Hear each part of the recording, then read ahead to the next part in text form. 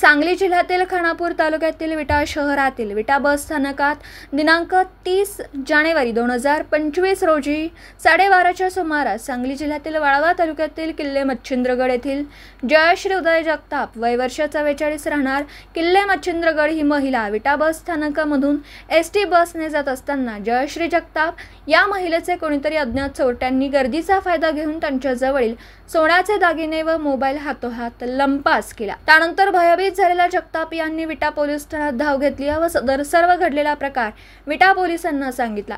यानंतर सदर सोने मोबाईल चोरीला गेल्याची फिर्याद जयश्री जगताप यांनी विटा पोलीस ठाण्यात दिली आहे।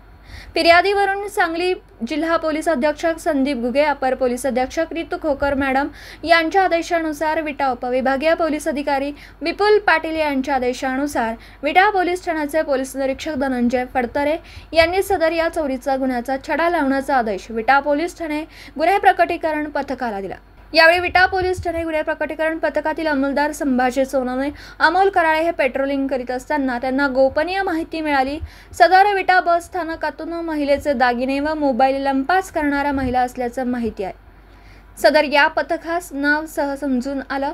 यावेळी विटा पोलीस ठाणे गुन्हे प्रकटीकरण पथकाने सदर या चोरीचा छडा लक्षात घेता सदर चोरीचा गुन्हा उघडकीस करण्यासाठी संशयित चमेली दौलुशा पवार राहणार आटपाडी व प्रिया रवींद्र काळे राहणार हाजापूर तालुका मंगळवेढा यांनी केली असल्याची माहिती मिळाली आहे।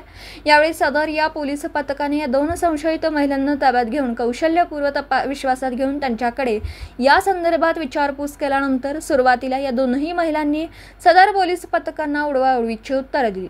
यावेळी विटा पोलीस ठाण्यात त्यांना चौकशीसाठी ताब्यात घेऊन विचारलं असता त्यांनी हा गुन्हा आम्ही केला असल्याचं पोलिसांसमोर कबूल केला।